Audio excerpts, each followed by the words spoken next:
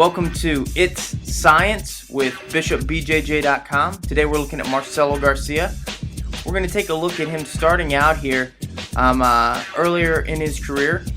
And one of the interesting things about Marcelo is that his game doesn't really change very much throughout his entire competition history until you go all the way back to brown belt. Here he is doing a lot of the same things. He passes from the half guard, from his knees.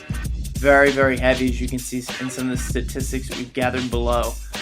He works the same types of submissions. He's very heavy with lots of pressure in his game. As you might guess, Marcelo Garcia plays lots of butterfly guard and X guard, but he also finds the most success in passing these types of guards as well, as you can see with the beautiful deflection pass from the butterfly guard. As you can see in the numbers below, there's not a lot of diversity in the passing game that Marcelo uses. Lots of knee through, lots of deflection passing.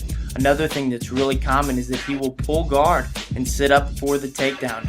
He really likes the single leg and shooting for the takedown. As you can see here, his balance is going to help him secure the takedown against Andre Galvao. Another commonality in his game is the sitting reverse half guard pass, where he sits down and pulls his back leg out. The other really common thing that you'll see in his game is the X guard, obviously. And you'll see right here is a perfect example of him executing one of his favorite sweeps from the guard. Something not so common in Marcelo's game, a loss by submission. This is not very common for him. And as you can see here, this is a very rare mistake in his game. What we're watching now is another example of him setting up, sitting for the takedown. Another example of his X guard game here as well. This is before the knee reap rules, obviously. It's even more impressive to think now that he's able to execute these same positions without being able to reap the knee.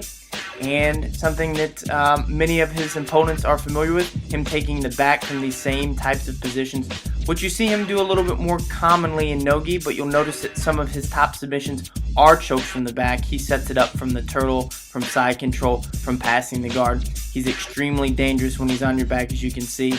Every time he was on his opponent's back in the matches we observed, he was able to finish. And one of the most common things we see, Marcelo Garcia winning. Thanks a lot for tuning in to It's Science with Marcelo Garcia.